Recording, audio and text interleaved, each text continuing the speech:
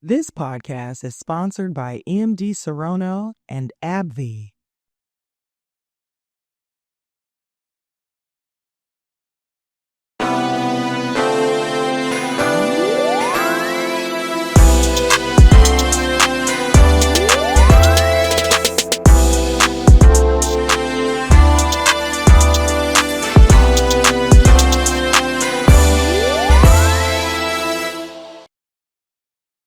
Welcome to the podcast. I'm Victoria, and I'm actually really happy to be here.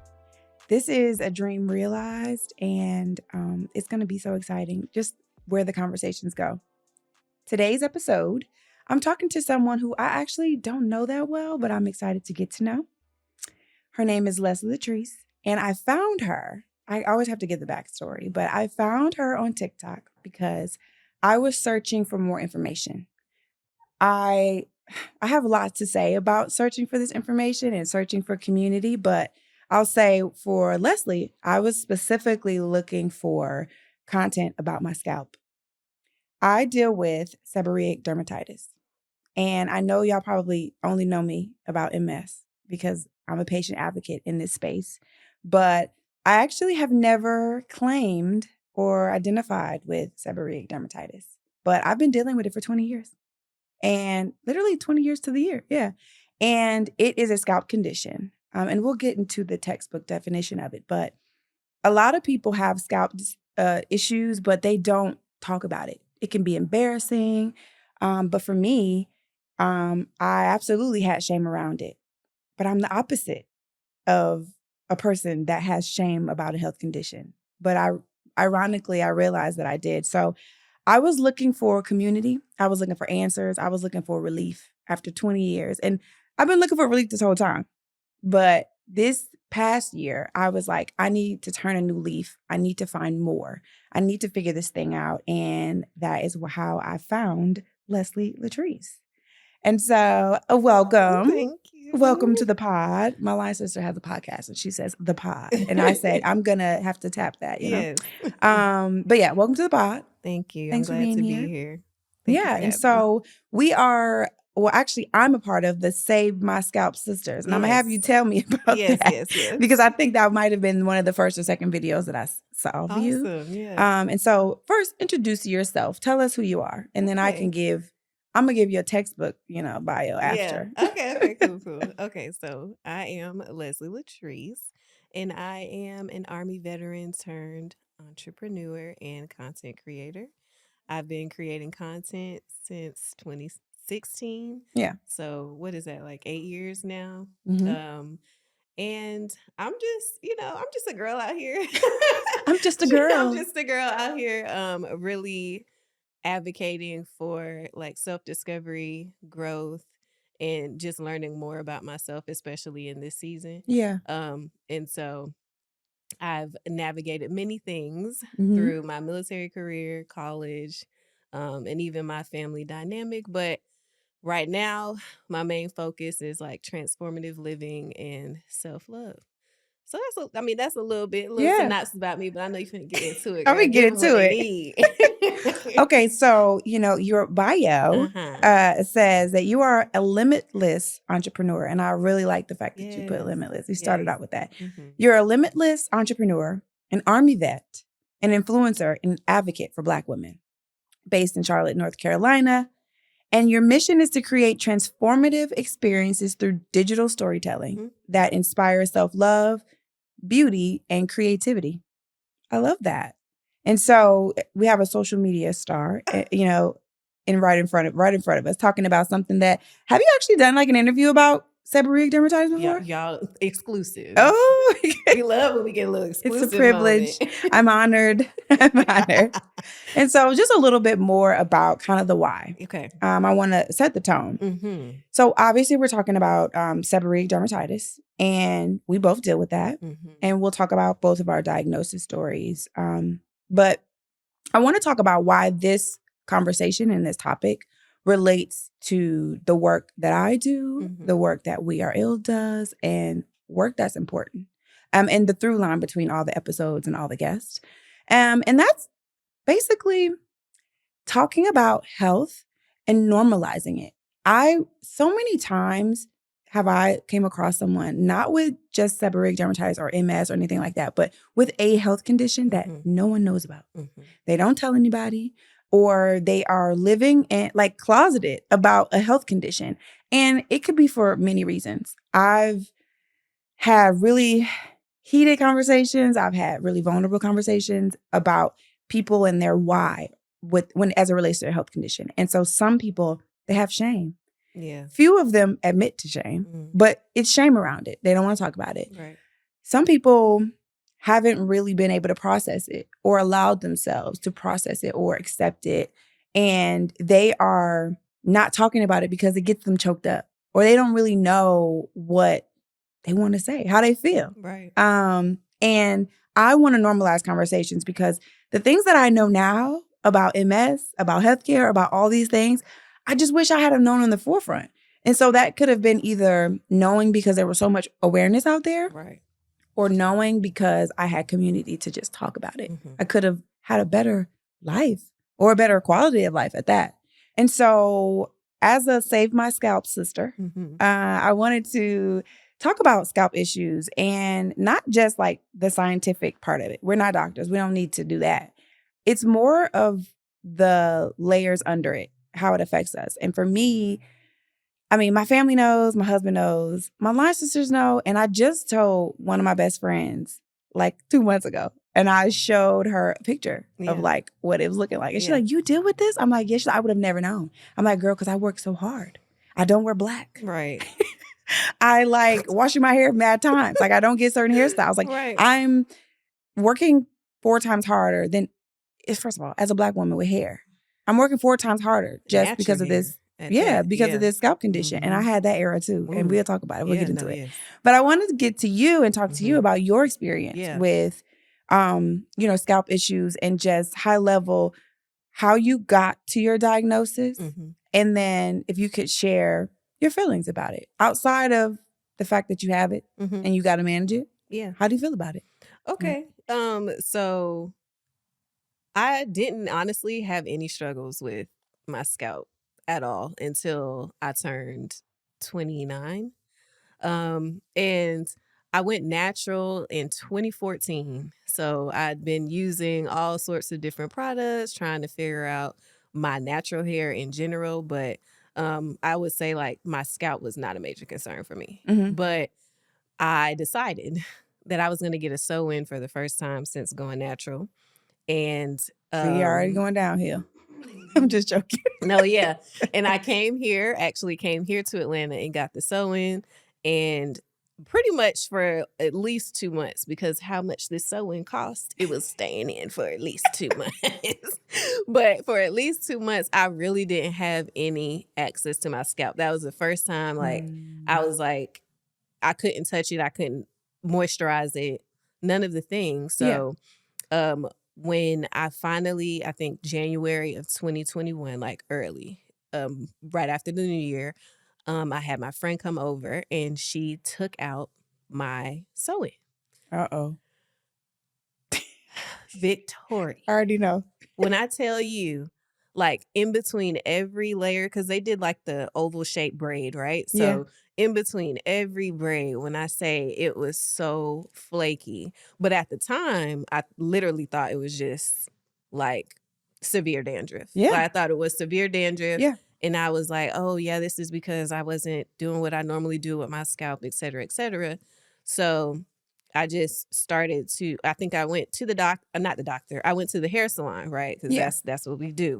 When hair's not right, we ain't doing what we're supposed to do. We got to go to the professionals. Yeah. So I went to the professionals. They did like this hydrating treatment and things like that. I got my hair silk pressed because I do that annually. Yeah. But from there, it was good for maybe the first like week or so. And then after that, I was still struggling with getting back to my healthy scalp state.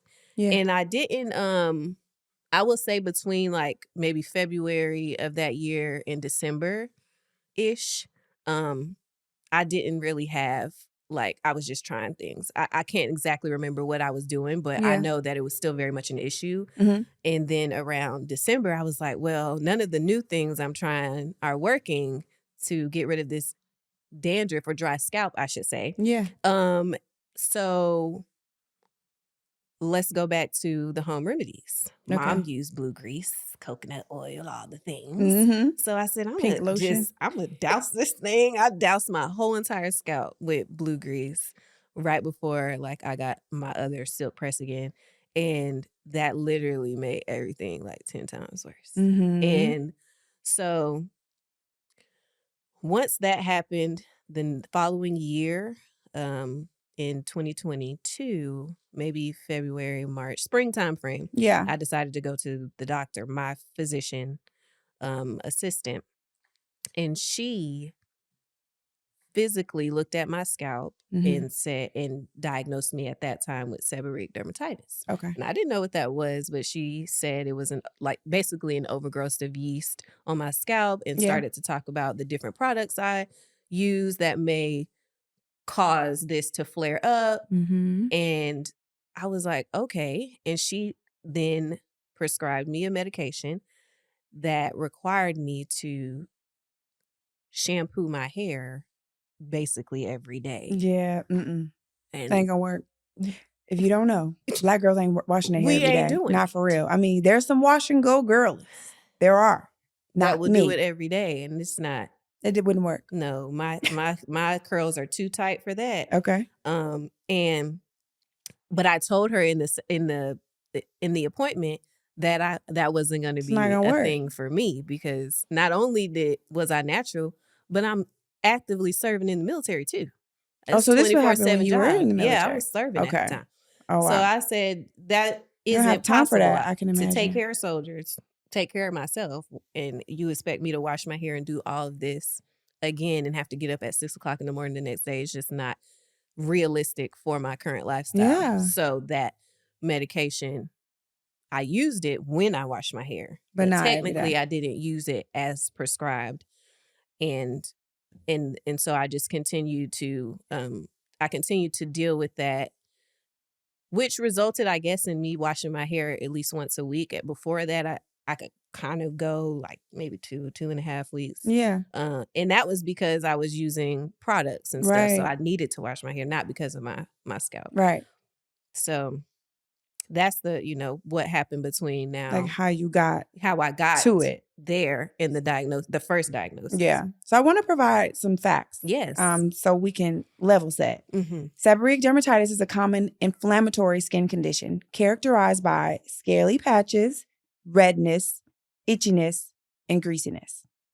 The exact cause of SD, which we'll call it, is unknown, but is believed to be related to an overgrowth of a yeast-like fungus. And so you said a lot of things that I wanted to comment on. Yes. But first, let's talk about just the fact that you look at it and you think it's just dandruff. Right. Oh, I got a bad case of dandruff. First, when I started seeing it, I'm like, I know I washed my hair good. Like I tried. Then it's like, okay, let me only get it done professionally because I need extra this, or I'm using the wrong products. And then I was also greasing my scalp. Not asking any doctor, not even thinking that this is the thing, because no one in my family deals with it like this. So I'm comparing myself to my family, which I think a lot of us do. We're like, oh, if something is abnormal, and then your family, that's your first case studies, or your first like mom, dad, sister. What what are you dealing with? Yeah. Do you deal with that? And then when they're like, no, you're like, dang, I'm weird. I'm different. And so I was dealing with this, and everybody's just like, you just have really bad dandruff. So I'll tell a little bit about mine. I graduated high school in 2005, and I was getting my hair done. It's funny because we just did, for MS Awareness Month, we just did this whole campaign about Black hair and MS, but talking about MS in a salon setting. Because, in a salon setting, you tell all your teeth. You do. And, in preparing for that campaign, I was reminiscing on, I'm from Detroit, and so we ain't the hair capital now, but we used to be the hair capital of the world. Okay. I always have to say this, but hair shows, hair books, there's a big deal. Yeah. And I remember my friend used to do my hair. She was graduated a few years ahead of me, and I used to get my hair done by her. And I remember it was like my senior year. One day having a ponytail and like when I was taking it out, being able to like lift my scalp, like lift a outer lining of my own scalp off my head. Feel? What did that? It felt relief because, you know, those flakes, they're very big, scaly patches. Yes. So it's not dandruff. It is scales. It's patches. And it felt relief. But I'm like, this is wild. And so I thought that was the product. And I'm like, girl, yeah, we about to part ways. If you keep using this stuff on my hair or whatever, I'm thinking it's just product. Right. Then it just kept happening. I ended up moving to DC to go to school, and I started seeing worse and worse. They always say they have hard water in DC. So I'm like, it's this campus water, blaming it on something else. But after a while, I just started trying to use stuff like Head and Shoulders, you know, things like that, but no relief. One day, sew in. Get it sew in. The lady's taking it out, and I guess she's like, yo, what's in your head? And so she like, the flakes start spilling all over her apron. For those who don't know, I know the Black girlies know, but for those who don't know, because we want to talk about all of it, and I really want to talk about the Black hair experience as it relates to scalp, because we cannot talk about one with the other. But getting our hair done is a big deal. We spend a long time in the shop, and we invest a lot in our hair, and we ain't washing our hair every day. Every day. We're not. Exactly. So if you get a style, the style got to last. And so when you have a scalp condition and you cannot wash the style out or the products, or you don't want to rather, then you have an issue here. And so I was getting this sewing out, and this girl was calling for reinforcement. She's like, can you come look at this? Not like that. I'm like, what's going on? What's wrong with my head? You know? And she basically told me that she thought I had a mild case of psoriasis. She never said. Often confused, which is why I kind of bring it up too. A lot of people think that seborrheic dermatitis is psoriasis, and it's not. They are very much sister cousins, like those cousins who was raised like sisters. They're very much sister cousins, but they're not the same. Psoriasis, don't have a textbook definition, but I know that the reason why I was able to figure out that it was seborrheic dermatitis is because eventually a dermatologist asked me where the issues were happening. Right. So I'm like, it's only my scalp. She's like, is it on your elbows? I'm like, no, it's only on my scalp. Then I started noticing it moved to the creases in my nose. Yeah. And in my ear. And so I'm like, oh, so she said that is usually how they're able to really quickly know the difference. Right. But nothing worked, like you mentioned. No shampoo worked. I mean, certain stuff is like manageable. I will say when I was natural doing twist outs, that was when my hair was, my scalp was as the healthiest it could be. Right. But then the styles weren't, they weren't working for me. Right. I cannot be twisting my hair out. I was to put my hair up in a ponytail, girl, because you can't see the scalp. Where mine is, it's like more so in the middle and like your crown, like here. Yeah, in the that's crown. Where they say it's worse, Yeah. and mine is very bad right here. But also the edge of my scalp, and so I always have a fear that it will go down my forehead because a lot of people goes for their scalp, you know, the hair down their forehead, right? And even down here, and I'm like, the spreading I can't deal with. This is already hard enough. I can't be treating my face on a daily with some of these remedies, right? And so, anyway, we back to the Black girl. This is hard. Yes, this is hard, and it got to. I've had some down points. Like this has caused me depression because, and not like deep depression, right? But a depression where I'm like embarrassed, but I'm also like, I can't afford this because I'm taking hairstyles out that I invested in that are supposed to last me for a while. But then it's taking me longer to get ready to do things. But then I'm like, why me? Why me? And that's the same way I felt like with MS. Not on the same scale, but like, why me? I want to do fun hairstyles. I want to not have to think about this. I want to do all these things that I just can't do because of this scalp condition. So I'm glad we're here. Yeah. I feel liberated. I can't believe I'm talking about it. And I literally have so many pictures in my phone that I'm going to start to talk about the journey. Right. Because it's a lot to manage. On top of having to manage MS and other life things. For sure. I Yeah. agree 1000%. It's crazy. And so I knew that I was going to hit you up eventually about this, because when I did finally I followed her for like a year and watched her videos and things like that. And I'm like, okay, she's cool. And I knew that there would be a day or a reason that we would come together. And but before that time came, I hit you up and DM. I'm like, hey, I found your videos. You're using this product that, I know it's like a little collab you doing on Instagram, but I want to know the tea. You want to know if it really, yes, really I'm like, works. do you really use this? And if so, what are you using? Right. And so you want to tell a little bit about how you responded and what you told me, and you can talk about whatever product it was.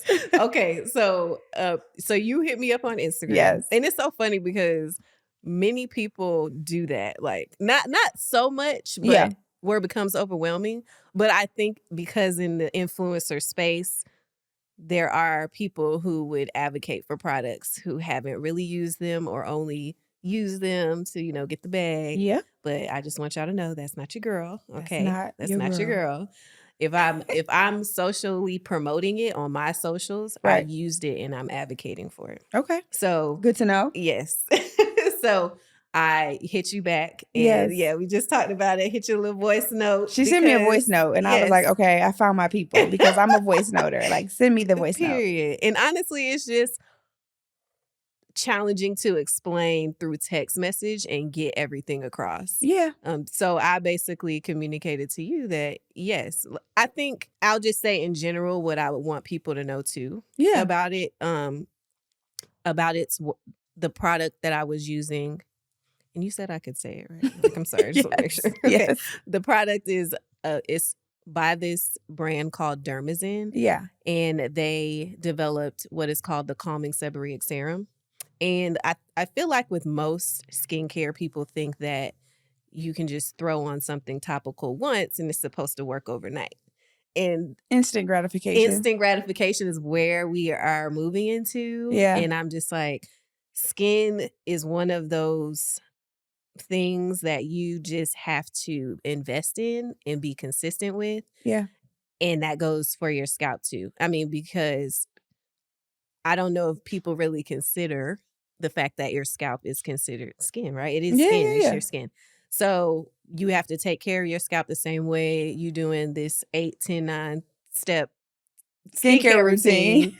You need to invest in your scalp. But I explained that leveraging this product and using it overnight, but also just being consistent with its use is what helped me to combat my seborrheic dermatitis, or at least reduce the symptoms enough to where I could get back to wearing my protective styles without having to throw it up in a ponytail after a week. And then also the fact that now with further use of the product, it can be used as a leave-in as well, which is important for me because when I found Dermazine in 2023, I was then doing more research online, because when I did it after the first diagnosis in 2022, there was little to nothing out there that was relative to me in my demographic. Right. So, well, that's why I had to ask you, because when I originally saw ads for that, and obviously I'm searching things, so I get ads. Yeah. And so I was like, well, I don't see Black people on them talking about using the product. And so is this going to work? We also have different hair textures and things like that. And, it's just so different, right? Like the flakes would get caught in my coils. That's a different type of frustration when you're trying to get a big, like, scab out of your head. People with and you finer got to go hair through the whole string. But people with finer hair could probably just brush it out or wash their hair more often. Right. I think it's just a level. It's an increasing level or challenge for people with textured hair. Yes. And darker skin tones, because if you're getting it all over your face, we suffer from hyperpigmentation too. Way worse than those with lighter skin tones. So if we're getting it all over our face, it's going to show up differently. And Dermazine even has a great example of a brown skinned woman who had it all over her chin. Oh, really? And and it was super, super, super dark because it was all over her chin, right? So it almost resembled like a beard. Oh, no. And then using their products, it's smoothed out. Like she's gotten rid of all that. And they have like a vitamin C serum too. So that's helpful to brighten the skin, getting the skin back to, its normal texture. But I suffer from it from my scalp. Yeah. So when I posted one of the videos, Yeah. mind you, because we were talking about liberation, right? We were talking about liberation. Because I think you're about to say what I'm going to ask you, but okay, go ahead. Okay. So when I posted the very first video about the sewing, I was like, I'm never getting this sewing again. Like, I'll never get it again because I got dandruff and this is what the result was on my scalp. And I didn't like that. Then I got braids and I started to get flakes all over my braids. And so I did a video, right? Yeah. I found like this, it was called Girl Talk or something, a product, Girl something. And I found this product and it had like apple cider vinegar and it was claiming that it worked for the girls who needed some scalp care. For the girl. Yes. And for protective styling because it had like the little nozzle at the end. Yeah. So I used that in my hair, made a video about that too. And I was like, if you're struggling from dandruff, this is a great product. And woo-woo. And it was good. It was good. It worked. I mean, it worked for me as far as at least masking and moving some of those flakes, I guess, into the braids so you couldn't really see them much. Yes. But all the tricks. But that video right now still gets views, and I'm glad I get to post more about some of the other products and remedies that I use currently because it's not just Dermazine. I think where the industry could excel is how we can clean our guts, clean our inside. Yes, get our health together, which would also help our scalp. Yeah. So if I'm stressed, my scalp's tripping. I also recently visited. So I had visited my dermatologist years ago, and they would give me different things, shampoos and different oils that you're supposed to wash every day, but I don't. But everything does not work for everybody. Right. It's very much like, a flare-up. Which, if you're stressed, you're having a flare-up. If you're not stressed, you might be good for a while, and then you might have another flare-up. And so you can have a product that works for you in this era, and then it just no longer works. Exactly. And then what works for you might not work for me. And so SD is a lot like MS. It's a snowflake situation. Not one size fits all. Everybody is having a different experience, and things are going to change. My trichologist told me, so she... So when you have scalp issues like hair loss, alopecia, even SD, you can go to a trichologist. They are specific to scalp. Okay. And your dermatologist, they know, but your trichologist, they know. Okay. So my trichologist did the little scalp camera and everything.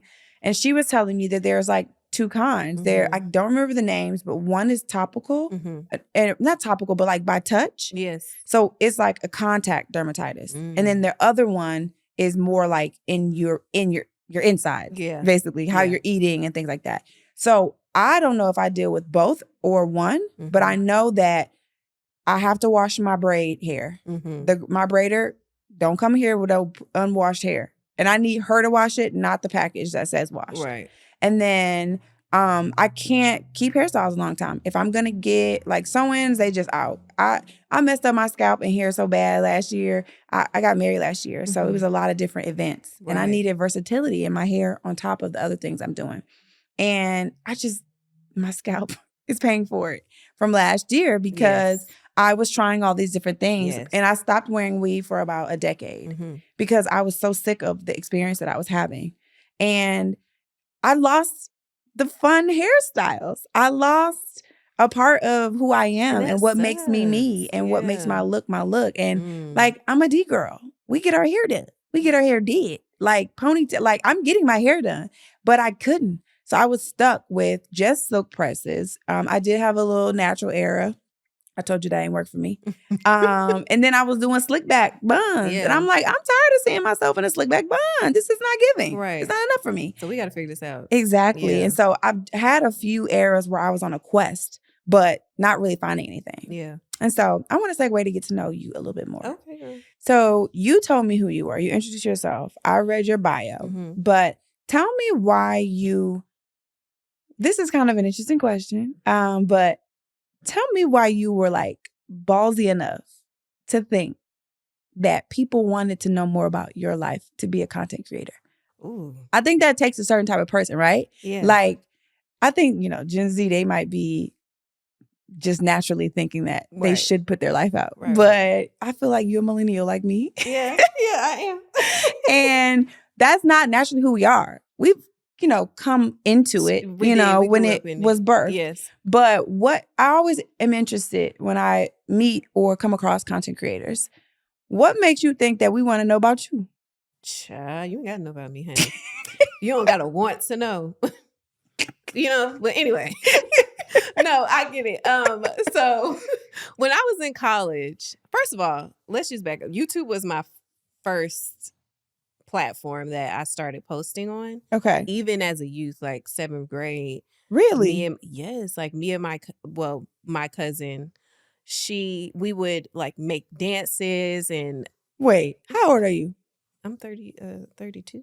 Okay. I'm about to say, YouTube at 7, I was not. No, but I was about to explain because I thought YouTube was just a place where we could house it. Like, Okay, I didn't yeah. know people actually found this stuff and viewed it. Yeah, well, So it developed into more and more of that. Okay, Yeah. well, at the time, we was just posting random videos. We would record using, I think, a webcam or something. Yeah. And we would just upload it. We had a dual channel. And we would upload it. We didn't know about what it was doing, but we knew when we logged in, we could go back to it and find it and say, oh, cool, we did all this great stuff, right? So and then when I got to college, YouTube was my go-to for all the how-tos. Like, how do I wash my hair? How do I do all the things? Yeah. And so, but once maybe 2014, 2015, my friends were telling me that they were going to start a YouTube channel. And I was like, what are you talking about, a YouTube channel? And they said, yeah, I'm going to start YouTube for hair. One of my other friends was like, I'm going to start one for diet and nutrition and stuff. Meanwhile, the whole time I was in college, the girls would say like, you have such a big personality. You should have your own TV show or be on And you was TV. like, okay. And I was like, yeah, like, I was thinking to myself like that's like, because TV to me was like actual reality TV, like America's Next Top Model, CBS, that was that all era. the things, right? So I didn't know I could kind of do something for myself, produced by myself type thing. Right. But in 2015, I deployed to Kuwait. And in 2016, I was coming back. I was now in a new city, Kansas, in the middle of the U.S., where there's nothing like home over there except for country living. Mm-hmm. And I was by myself. And I knew I needed a hobby or something to do. I was also natural. Like I said, in 2014, I went natural. Yeah. And the whole time I was in Kuwait, I was struggling, trying to figure out how I was going to do my hair. Good thing they actually had braiders in Kuwait, so I was able to get braids. Okay. But when I got back, Kansas, braiders, non-existent. Okay. Or at least from what, the research I did. Your network. So now I'm in this try mode where I'm like, we're going to just try things until we figure out what works. Mm-hmm. And I wasn't necessarily in research mode. I was just doing things. And so I figured like maybe there's people who have similar struggles, because this was around the time where I felt like the Black community was embracing their natural hair more. So everyone was trying to learn about it. So there wasn't much out there. Yeah. So I was like, y'all are just going to have to come along with me. And I was also discovering what I liked and what I didn't like. So I would see all the YouTube girls out there and I was like, oh, she's doing makeup. She's doing skincare. So I was just trying everything, trying to figure it out.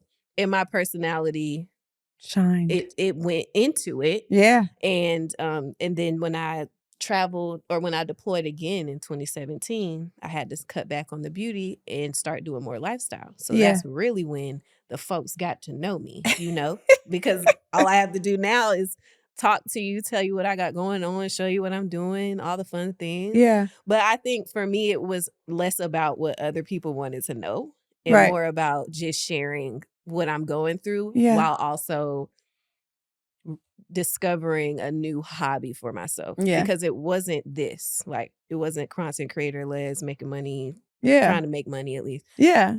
It was just post the video and keep going, just be consistent with it type thing. So And so what made you join the military? family. So family, community, and structure. Can you elaborate? I'm very curious now. Okay, sure. My grandfather, he is a Purple Heart recipient, or he was, rest in peace. He was a Purple Heart recipient, Vietnam veteran. Okay. And he joined the Army as an enlisted soldier and retired as an E7. And then my mom, she also served in the Army. She enlisted as well. Okay. And she got out as an E7, I believe, too. Okay. So my entire upbringing was military. So did you move around and stuff? Of course. I was in Texas. We moved to Columbus, Georgia. It's ironically enough, Columbus, Georgia, Fort Benning was my last duty station. So and that was also where I was born. Ended that era where you began. Yeah, exactly. Wow. And I went to Germany. Germany was my favorite place to live as a kid. I went to Germany last year twice. Oh, awesome. What part? Frankfurt and Darmstadt. Oh, that was the second place I went. I am familiar with Frankfurt because as a kid we went there, and then we deployed to Germany too. The second time we went to Poland and Germany, and I was able to visit there. I have too. my thoughts, but I'll save that for a different episode. For sure. Mm-hmm. But family, and then and I did JROTC. In high school. But for the family component, because you mentioned three things. Okay. Family, community, and structure. Family, when you were younger, did you know you were going to do this? I did not want to be in the military. Never wanted to join, never did, never would have. And so when did the pendulum swing? When my mama made it a requirement for all her kids to go to JROTC. And then you were into it. And then after that, I loved it. You realized there was structure and community. So much community. I was like, oh, these people have to do the same thing I'm doing. We all kind of started on an even slate kind of thing. Like I just like the fact that we all have to follow the same rules. And then on top of that, we're the only people who know about this, right? Like, so I felt connected and bonded with these people. And so from there, one semester turned into all 4 years. And at the end of my senior year, I still didn't know if I was going to join the Army or not. But then someone came in, an officer came in and spoke to us about the fact that we could go to college and then commission after college and be an officer. So I was the first female officer in my family because of that journey. Okay. And I was like, shoot. And I wanted to go to college too, but I was like, I kind of also want to serve. So this was like, it was great.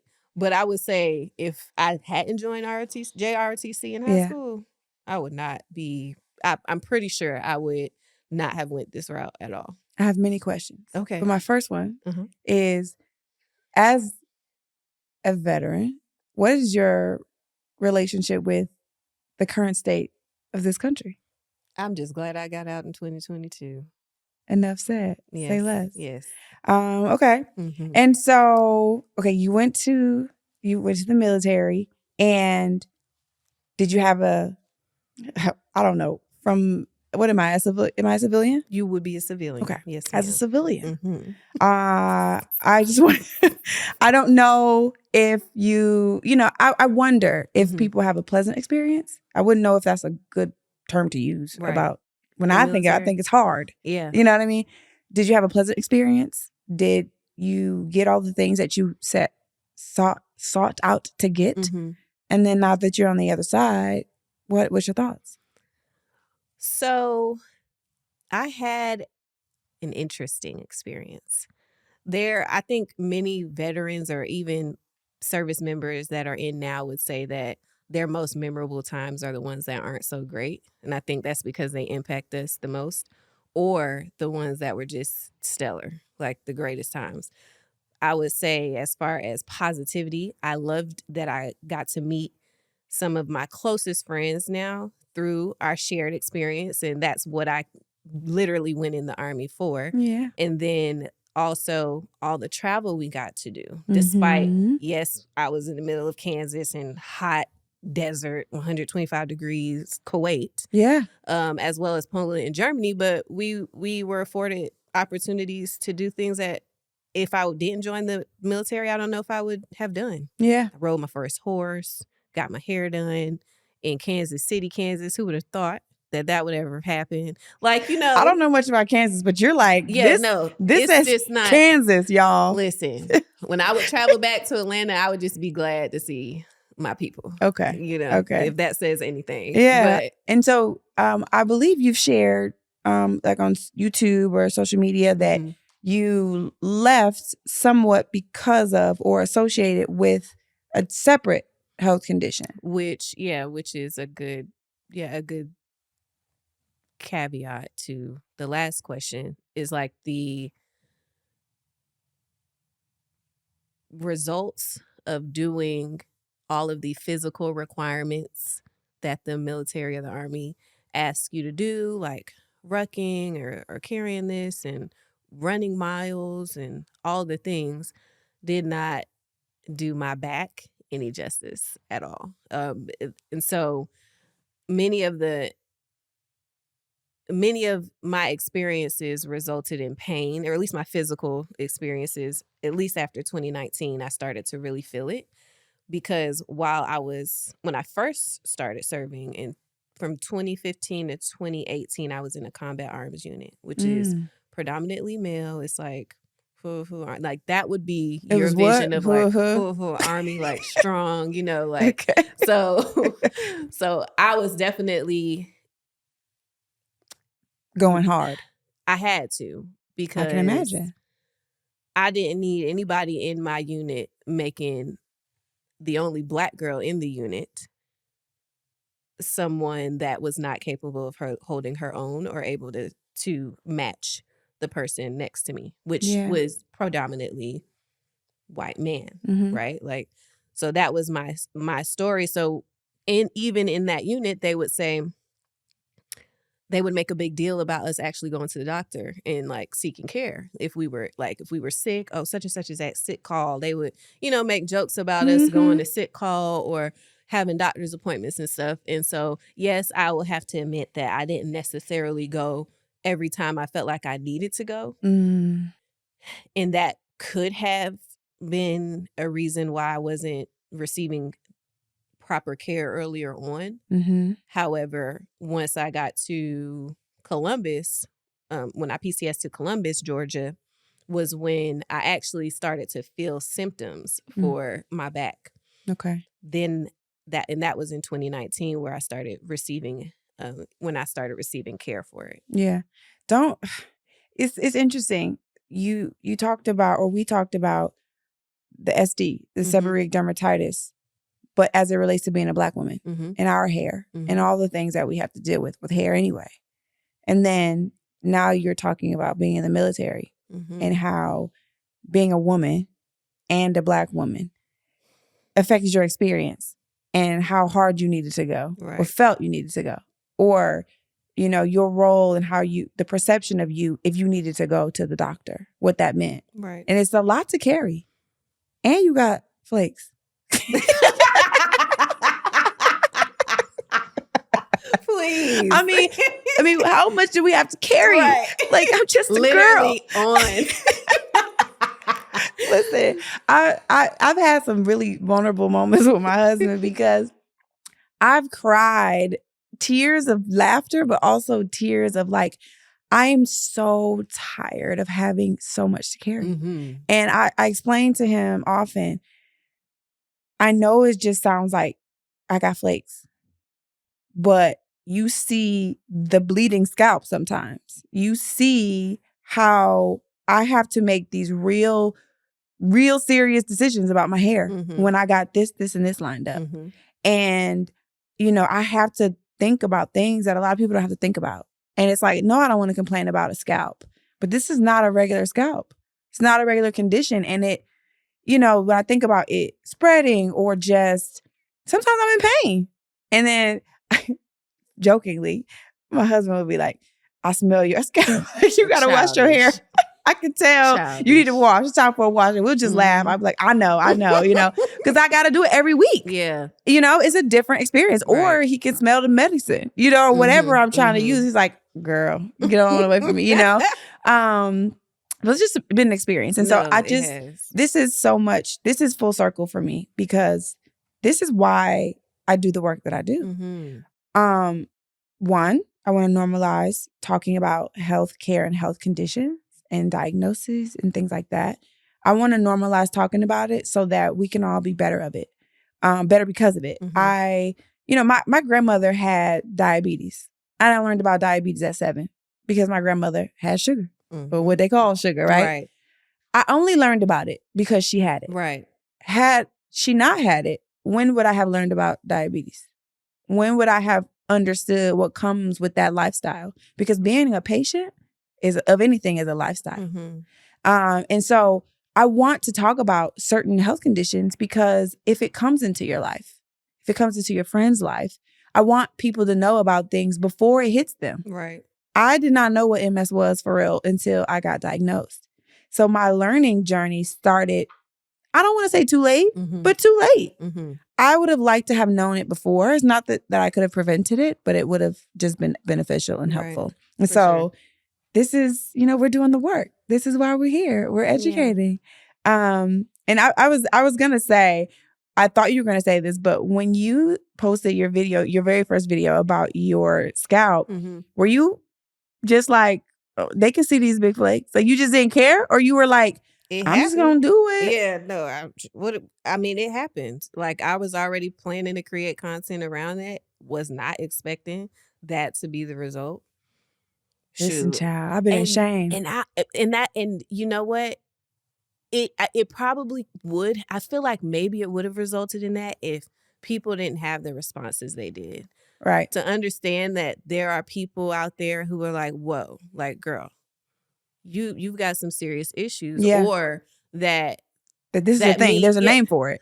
But me telling them, because that first video didn't tell them what this was. Remember, I didn't know. Oh, yeah, I didn't know what yeah. it was. But it was basically like, someone's are not the best for you. Yeah. And I think a lot of people do get that with sew-ins. Especially older Black women or those of us who are reaching our 30s, between 30s and 40s, because that's when it typically flares up around for a lot of people. Yeah, for a lot of people, that's when it happened. Mine happened at 29. I know a friend who just recently got it, and she just turned 29. My best friend has it, and he's had it for the past few years, but we've known each other longer than that, and this has never been something we've had conversations about. Maybe they've had it before, but I didn't. I know I didn't. Yeah. But I think that seeing people's responses, and then when I posted the video of me, because I did get a sew-in again a few years later, but it was a different type, and I was able to access my scalp and do all the things. But after posting again and saying like, I'm doing things differently this time, and also with the Save the Scalp Sisters and the community, people were like, "Oh my gosh, my daughter has this, or my son has this, and what do you recommend and stuff?" And so then I'm like, okay, now I have to do some research, because I didn't at first. I was just like, this is my story, this is what's going on. Yeah, and then I felt compelled to kind of provide answers, because I don't feel like those were provided or out there for me, even when I looked for them. Yeah. So at that time, when I did the research, that's how I found Dermazine, because they had a sponsored ad that was educational. So I learned more through their website about Sebderm before anything else, and I had already been diagnosed for over a year. So that's interesting. You mentioned, you joining the military for community as one of the 3 reasons, and then now you're talking about with your like digital storytelling that you found community there, and how you really almost didn't have that much time to feel shame because you saw there were others out there, and then you were on a quest for more answers. Right. And now look at you now on the podcast talking about it. Right. But it seems like that's a common theme for me is community building. Like that's something I really love. Yeah. And I think that I didn't know that that's what I was like seeking or wanting or whatever, but that came from creating content too. One thing led to another. So joining the military, creating content, getting out of the military, talking about my experience going full time, like all of that, I feel like is a way that I can engage with people who I haven't even met. I know. Right? Oh, I love it. And it's really full circle again, because that is why We Are Ill is here today. Like the organization, I didn't set out to find community. I was looking for it, but I just was like doing my thing, telling my story, and then community found me, and then we built from there. And I wanted to do this podcast to have conversations about different health issues, because everybody doesn't have to be what you and I are. You don't have to do a TikTok sponsor post, get a collab partnership. You don't have to do that to, like, as it relates to your health issue. You don't have to public speak or be a patient advocate or start a nonprofit organization. You don't have to do that. That might be what you see now, but the real thing is, what is it doing to you? Like the patient in you, literally. What does this diagnosis, how does it change you? Has it made you better? What are you hiding behind it? Are you like listening to what your doctor told you to do? Are you seeking help? Are you looking on YouTube? You know, like it's bigger than the diagnosis. And that's something that I learned with MS was it's so much bigger than MS. I end up talking about so many other things, especially relationships and relationships with self. And the better I am of a person, the more I learn from myself and other people, I see myself being a better patient because I have learned so much from my peers, but I'm more confident, I'm more educated, and I'm better able to navigate this patienthood, what I call it. I'm better able to navigate patienthood because I'm asking the right questions and because I'm finding community, and I'm very intentional about finding community. And it has really changed the trajectory of my illnesses, plural, or diagnoses. It's changed it completely. Agreed, though. Yeah. I think that's true. I mean, I think that's true for me too. A lot of the advice that I give my audience or my supporters is advocacy for sure. And I always tell them to do their research and to advocate for themselves. And I think there's a process to that. And sometimes we feel like maybe the experts are telling us everything we need to know, but we also have to be able to tell the experts what's going on with us. So that's where that self-reflection. You're the expert of you. You got to be an expert of you and let them know everything, because they can only give you so much based off of what you tell them. Yeah. So that advocacy is important, and do your research. Don't go crazy. Sometimes the internet be internet. But exercise discernment and take in what is applicable to you and ask questions. I think that's the most important thing for me, is just to ask questions to gain understanding so you can walk out of a situation, whether that be a doctor's appointment or whether you're talking to somebody or whatever, but walk out of a situation feeling better than when you came in, or at least more knowledgeable and maybe even more confident to take next steps. Yeah. So that was a great conversation. I feel lighter, liberated. Yeah. I'm so glad we talked about it and that I could release and tell my secret about what I'm dealing with. But thank you for being here. Of course. I appreciate it. This is all new, but I appreciate you being open and sharing your story. So would you stick around with me for another segment? Of course. Okay. Too often, we are too quiet about health. When talking about it literally saves lives. It does. And that's kind of what she and I talked about. So let's talk about it. Hello, my name is Shanice, and I'm calling from Chicago. As I get older, I have wanted to take better care of my skin and hair. I went natural about 4 years ago, and I've noticed a lot of shedding when I wash, detangle, and style my hair. I also notice a lot of flaking between styles, which I don't know if it's dandruff or just leftover product on my scalp. I do experience itchy scalp, and at times I just don't know what is going on or even if there is a problem or not. My hair length seems to be kind of stuck at like chin length, and I feel like there's got to be something that's stunting my hair growth. My question is, do you think I should go to a dermatologist to address my concerns? Like, when do I know if it's something I can handle on my own or if I need to brace myself and my HSA funds to see a specialist? Also, do I go to a dermatologist or is there a type of specialist that could help me get my questions about my scalp answered? If you've been to a skin and hair specialist, what kind of advice have you gotten that's been helpful for you that you can share for general hair and skin health?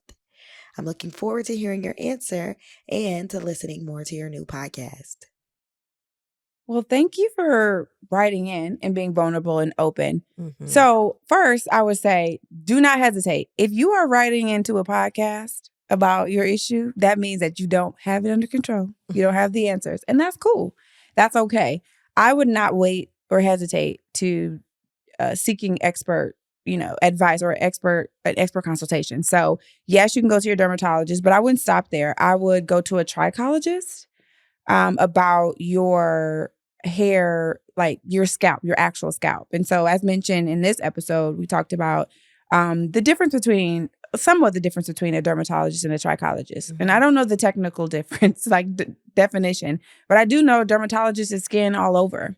They can help you, but a trichologist specializes in scalp conditions, especially hair loss and things like that. And so if you think this is a real issue, I would go to dermatologist first and potentially go to trichologist next, but don't just stop at one.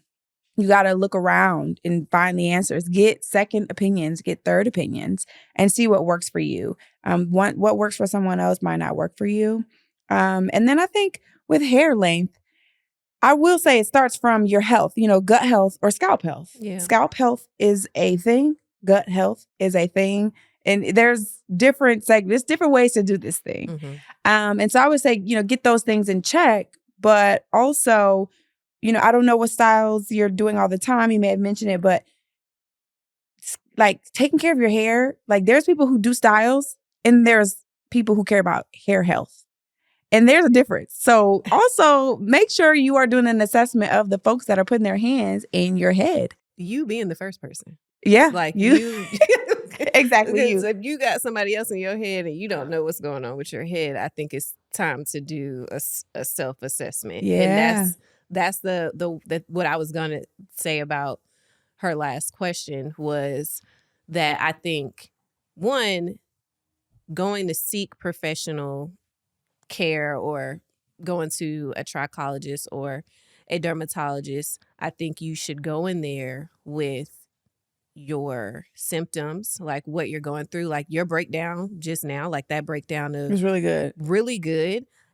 And maybe even a few weeks or a whole month maybe before you go to this appointment, start taking notes I of was like, just gonna yeah, say, a start taking journal. notes of what you're noticing, how often you're noticing it, the products that you're using, so that you can provide a full rundown on what exactly you're going through. Yeah. But I also think doing some preliminary research just about your hair, like, are you low porosity? Like, when you put a product in your hair, do you, just this product, does it make your hair flake up? Or does Right. it cause shading? So being careful not to use too many new products at once so that you can understand which product might be causing, that may be causing any type of negative responses. Yeah.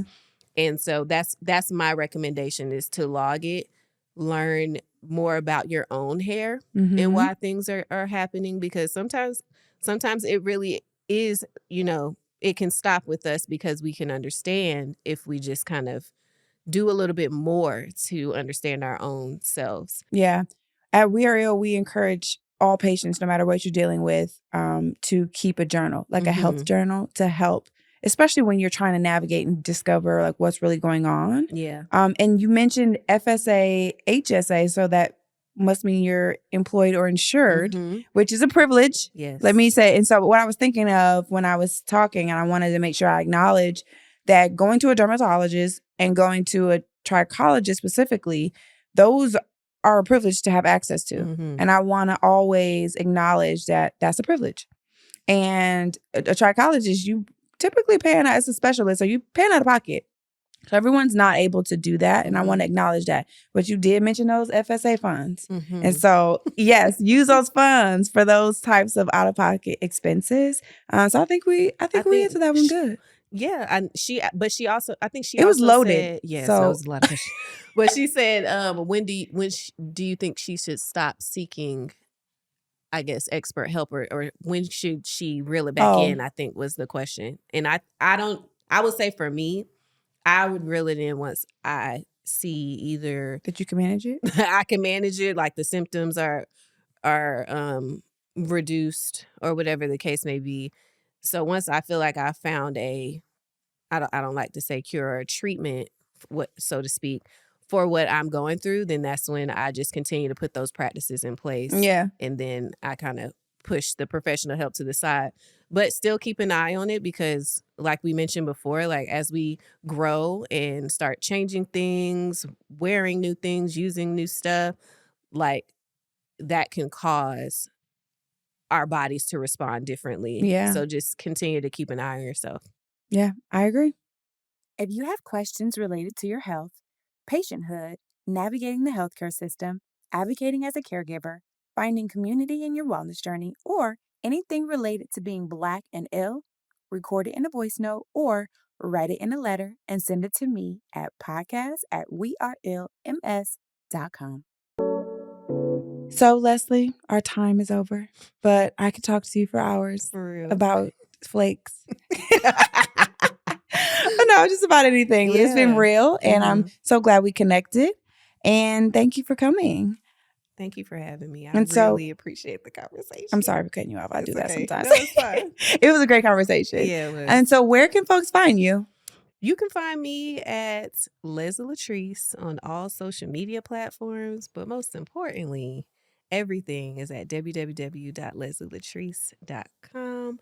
And subscribe to my newsletter. And if you want to join me on my YouTube channel, subscribe to that. I also have a new series that I just dropped called the Life After series, where I talk to guests about their major transitions, how they went through it, how they pushed through with resilience and perseverance and moving on into their purpose. So if you want to hear more about that, definitely subscribe to my channel. It's Leslie Latrice. And also, if you know anybody who might be interested in getting on the couch, hit me up at info@leslielatrice.com. And thank you so much, Victoria, for having me. Of I'm so course. glad I got to talk about this, because like you said, there needs to be more conversation about these things and less shame. So I'm glad we could bring some light to this. And thank you for Patient in You, girl. This is great. I Oh, love thank it. you. Save my scalp, sister. Mhm. All right. And so if you enjoyed this episode, please leave a 5-star rating wherever you listen. And if you're listening on Apple Podcasts, leave us a review. It helps people find the show. And if you know someone who would find what we talked about today helpful, or any of the episodes helpful, please share this episode with them. And if you want to connect with us on social media, you can find us at Instagram at Patient in You. And that's at Patient in You. And this podcast is brought to you by We Are Ill. And our Instagram is at We Are Illmatic. Until next time, I'm Victoria Reese, and you're listening to Patient in You. Patient in You is a podcast from We Are Ill. It is hosted by me, Victoria Reese. Our producer is Tribble at Ask Tribble Inc. Original music by Laura Burke. Video content produced by Joshua Duane and Matt Ellis. Don't forget to find us on Instagram at Patient in You, and subscribe to our YouTube channel at We Are Ill MS for the full video version of each episode. If you enjoyed this episode, please share it with a friend and leave us a 5-star rating wherever you listen to podcasts. It helps people find us. For more information about We Are Ill, our programs, and our initiatives, visit our website, weareillms.com. The Patient in You podcast is for informational purposes only and not medical advice. We Are Ill is not a medical organization. Always consult your physician before making health decisions. This podcast is sponsored by MD Serono and AbbVie.